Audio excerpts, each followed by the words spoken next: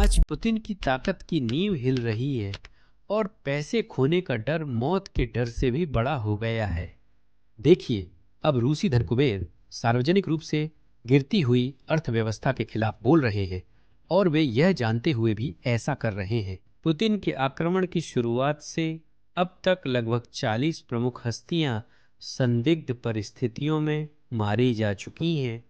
इस विरोध का कारण सीधा है। व्लादिमीर पुतिन ने ऐसी अर्थव्यवस्था बनाई है जो अब खुद को ही खा रही है। अब लगभग 1/3 रूसी कंपनियां रिकॉर्ड नुकसान की रिपोर्ट कर रही हैं। और अब ओलिगार्क्स जानते हैं कि व्लादिमीर पुतिन जो कर रहे हैं वह टिकाऊ नहीं है। अब संकट क्रेमलिन के लिए और गंभीर है क्योंकि यह अभिजात वर्ग से आगे बढ़ गया है। रूसी लोग भी अब सार्वजनिक रूप से बोल रहे हैं। इससे क्रेमलिन के अंदर एक निर्णायक संघर्ष पैदा हो गया है और यह लड़ाई खुद रूस के भविष्य को लेकर है। अब हम कुछ ही पलों में ओलिगार्क्स के बारे में और वे क्या कह रहे हैं इस पर बात करेंगे। लेकिन मैं शुरुआत करना चाहता हूं इस बहादुर रूसी महिला की क्लिप से, जो सच बोलने से नहीं डरती। बिल्कुल, हमारे महान रणनीतिकार पुतिन की कई उपलब्धियां हैं, लेकिन मेरी राय में सबसे उल्लेखनीय ये हैं। उन्होंने सच और हकीकत की जगह झूठी प्रचार प्रसार को ला दिया। उन्होंने रूस की सीमाओं को नाटो के साथ 1500 किलोमीटर से भी ज्यादा बढ़ा दिया। उन्होंने रूस को चीन पर निर्भर बना दिया और 500 अरब डॉलर से ज्यादा की फ्रीज संपत्ति गंवाई। उन्होंने यूरोपीय बाजार खो दिया, जो तेल और गैस के लिए सबसे बड़ा और सबसे लाभकारी बाजार था। उन्होंने धातु, लकड़ी और कोयले का अधिकतर निर्यात भी खो दिया। उन्होंने बड़ी संख्या में विशेषज्ञों के साथ साथ सक्रिय और सक्षम आबादी भी खो दी। उन्होंने देश से पूंजी के बहिर्गमन को बहुत बढ़ा दिया। उन्होंने अंतरिक्ष प्रक्षेपण और वैज्ञानिक अंतरिक्ष अन्वेषण का बाजार खो दिया। उन्होंने हवाई परिवहन बाजार को नष्ट कर दिया। उन्होंने विश्व खेलों को खारिज कर दिया। बिल्कुल, रूसी खिलाड़ी ये दिखावा कर सकते हैं कि सब कुछ ठीक है, लेकिन मुझे यकीन है कि अंदर से वे इसके लिए पुतिन से नफरत करते हैं। हर पेशेवर खिलाड़ी का सपना ओलंपिक खेल और विश्व चैंपियनशिप होते हैं। उसने रिटायरमेंट उम्र बढ़ाई, पेंशन के पैसे नहीं, लेकिन युद्ध के लिए पैसे मिल जाते हैं। और यही विरोधाभास है। उसने रूस को एक आतंकवादी राज्य बना दिया, जिसे अब पूरा सभ्य संसार नफरत करता है। उसने रूस को इतिहास में सबसे ज्यादा प्रतिबंधित और रूसियों को समाज से बाहर कर दिया। रूस के दोस्त हैं उत्तर कोरिया, ईरान, तालिबान, हमास और अन्य ऐसे ही लोग। उसने नरसंहार और दमन को अंजाम दिया। उसने देश में अपराध को बढ़ा दिया। उसने एक खूनी युद्ध छेड़ दिया जिसकी किसी को जरूरत नहीं थी, जिस पर सैकड़ों अरब डॉलर पहले ही खर्च हो चुके हैं। उसने सेना को बदनाम किया। अगर यह युद्ध नहीं होता तो पूरी दुनिया अभी भी रूसी सेना को दुनिया की दूसरी सबसे ताकतवर सेना मानती। उसने सभी यूक्रेन वासियों और पूरे सभ्य संसार को रूस के प्रति नफरत में एकजुट कर दिया। उसने पूरी दुनिया के सामने रूस को शर्मिंदा कर दिया और यह सूची आगे भी बढ़ सकती है। लेकिन क्या इसका कोई मतलब है? मुझे लगता है ये पहले से ही काफी स्पष्ट है। वोलोडिया ने हमेशा की तरह सबको मात दे दी। फिर से ये बहुत कड़े शब्द थे और वह उन्हें कहने के लिए अपनी जान जोखिम में डाल रही है। ऐसी बातें रूस में हर दिन नहीं होती। लेकिन अब सिर्फ आम लोग ही नहीं बोल रहे हैं, बल्कि ओलिगार्क भी बोल रहे हैं। इस रिपोर्ट पर नजर डालिए। ओलिगार्क्स यूनियन के प्रमुख ने कहा है कि रूसी अर्थव्यवस्था में अब बेकाबू संकुचन शुरू हो गया है। सीधे शब्दों में कहें तो वह कह रहे हैं कि रूसी अर्थव्यवस्था बर्बाद हो रही है। और वास्तव में इस इंटरव्यू में वह सार्वजनिक रूप से सरकार अधिकारियों को आड़े हाथों लेते हैं जो अर्थव्यवस्था को बहुत ही खराब तरीके से चला रहे हैं। उन्होंने कहा, और मैं उद्धृत करता हूं, अधिकारियों ने एक नियंत्रित आसान लैंडिंग का वादा किया था, लेकिन यह न तो आसान है और न ही बहुत नियंत्रित। आप इस तरह के बयान और इंटरव्यू देखते हैं और ये पुतिन के लिए अच्छा संकेत नहीं है। ये ओलिगार्क्स यूनियन के प्रमुख हैं। मुझे नहीं पता था रूस में ऐसी यूनियन है। यह ऐसा है जैसे माफिया यूनियन का प्रमुख हो और वह यहाँ सार्वजनिक रूप से इंटरव्यू दे रहा हो। लेकिन यह इसलिए मायने रखता है क्योंकि ये वही लोग हैं जिन्हें पुतिन की व्यवस्था से सबसे ज्यादा फायदा होता है, यानी ओलिगार्क्स। और अब वे चेतावनी दे रहे हैं कि साम्राज्य भीतर से सिमट रहा है। यह रूस में हो रही किसी बड़ी चीज की ओर इशारा करता है। तो मैं आपको दिखाता हूं कि वे इतनी खुलकर क्यों बोल रहे हैं। लगभग 1/3 रूसी कंपनियों ने रिकॉर्ड नुकसान की रिपोर्ट की है। यह सिर्फ बहुत सी है तो ये सिर्फ 2025 की पहली छमाही है। जैसे जैसे साल आगे बढ़ेगा हालात और भी खराब होते जाएंगे, क्योंकि यूक्रेन हर दिन और मजबूत होता जा रहा है। लेकिन आइए इस रिपोर्ट को देखें जो रूसी सेंट्रल बैंक ने प्रकाशित की है। इस साल के पहले कुछ महीनों में लगभग 19,000 कंपनियों ने कुल 5 ट्रिलियन रूबल का नुकसान घोषित किया है, जो लगभग 62 अरब डॉलर है। और यही वजह है कि ओलिगार्क्स बोल रहे हैं। लेकिन यह पुतिन के लिए एक अलग समस्या भी दर्शाता है, और यह अलग समस्या वास्तव में उन कुछ ओलिगार्क्स से भी बड़ी हो सकती है जो सिर्फ कुछ इंटरव्यू दे रहे हैं।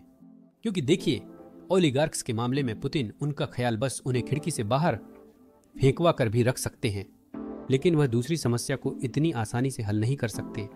ऐसा इसलिए है क्योंकि आप लोग जानते हैं कि जब कंपनियां पैसा नहीं कमाती तो वे टैक्स नहीं देती, और इसका मतलब है कि पुतिन की सरकार को वह टैक्स राजस्व नहीं मिल रहा है जिसकी उसे इस युद्ध के लिए सख्त जरूरत है। पुतिन हर तरफ पैसा खर्च कर रहे हैं ताकि वे और लोगों की भर्ती कर सकें और उन्हें मोर्चे पर भेज सकें। लेकिन अब उनकी युद्ध निधि में आने वाले राजस्व के स्रोत हर दिन सूखते जा रहे हैं। सबसे पहले वे परेशान करने वाले पश्चिमी प्रतिबंध थे, जिन्होंने उनके लिए यूरोप में अपना तेल बेचना असंभव बना दिया। तो उन्हें चीन और भारत जैसे देशों को छूट पर तेल बेचना पड़ा। फिर वे परेशान करने वाले यूक्रेनी ड्रोन और मिसाइलें आईं, जो रूसी रिफाइनरियों को निशाना बना रही हैं। इसका मतलब है कि वह रिफाइंड तेल नहीं बेच सकता, जबकि इसमें कच्चे तेल से ज्यादा मुनाफा है। अब जैसे ये सब कुछ ही काफी बुरा नहीं था, अब रूसी कंपनियां कोई पैसा नहीं कमा रही हैं, इसलिए रूसी समाज से उनके हर डॉलर को निकालना और भी मुश्किल होता जा रहा है। लेकिन पुतिन इतनी आसानी से हार नहीं मानेंगे। तो सोचिए वह क्या कर रहे हैं। वह रूसी नागरिकों पर टैक्स बढ़ा रहे हैं। अब मैं जानता हूं आप लोग क्या कह रहे हैं। इसकी वजह से बहुत से लोग परेशान होते हैं, लेकिन यह एक बलिदान है जो पुतिन देने को तैयार हैं। लेकिन टैक्स की बात करें तो यह रूसी टैक्सदाताओं के लिए अच्छा साल नहीं रहा है। पुतिन पहले ही कॉरपोरेट इनकम टैक्स, व्यक्तिगत इनकम टैक्स बढ़ा चुके हैं, और इसके अलावा उन्होंने ईंधन जैसी चीजों पर और भी ड्यूटी और एक्साइज टैक्स लगा दिए हैं। लेकिन पुतिन ने जो रूसी बजट में घाटा बनाया है, उसे भरने के लिए यह काफी नहीं था। तो अब रूस वैट टैक्स बढ़ा रहा है, जो मूल रूप से एक सेल्स टैक्स जैसा है, और अब यह 22% तक जा रहा है। लेकिन यही वह जगह है जहां पुतिन छोटी समस्या हल करते हुए बड़ी समस्या खड़ी कर सकते हैं। अब आप लोग शायद ये पहले से जानते होंगे, लेकिन रूसी अर्थव्यवस्था बहुत बहुत उच्च स्तर की महंगाई का सामना कर रही है। मैं बात कर रहा हूं लगभग वेनेजुएला जैसी महंगाई की। आधिकारिक तौर पर यह 10% बताया जाता है, लेकिन अध्ययनों के अनुसार यह 20-25% हो सकता है। हाल के महीनों में कुछ सकारात्मक संकेत मिले थे।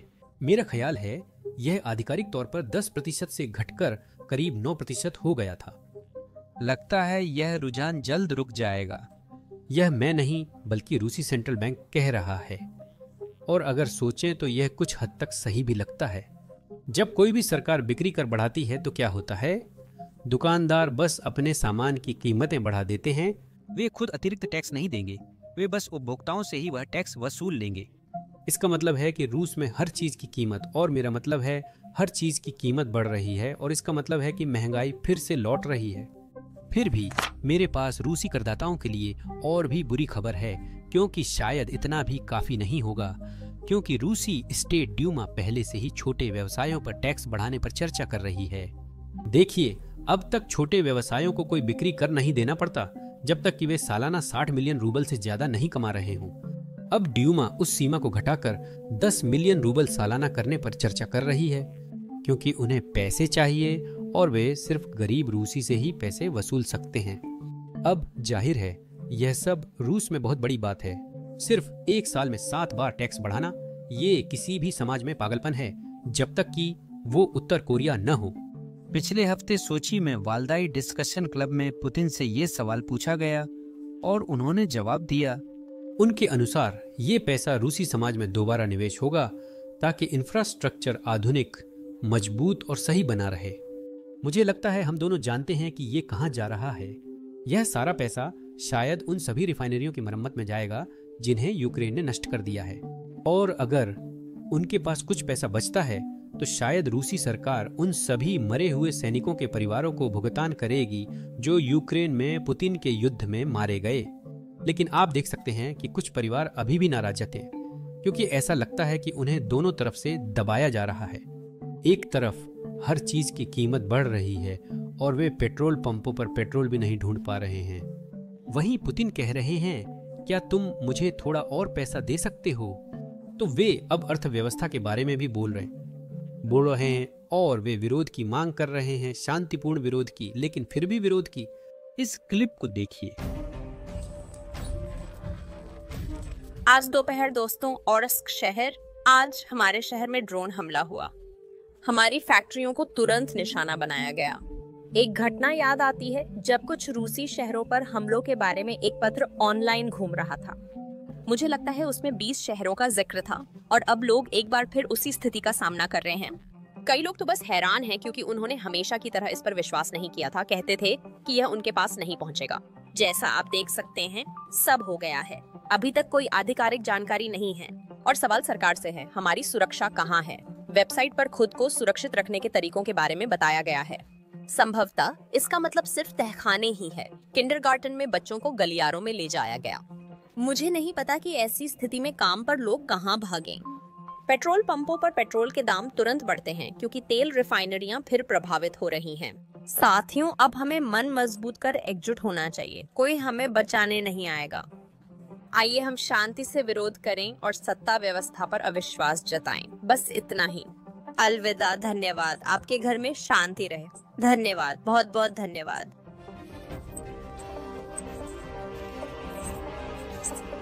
तो पुतिन इस प्रतिक्रिया का जवाब कैसे दे रहे हैं? खैर, वह सबके सोशल मीडिया अकाउंट पर कब्जा कर रहे हैं और मैं मजाक नहीं कर रहा हूं।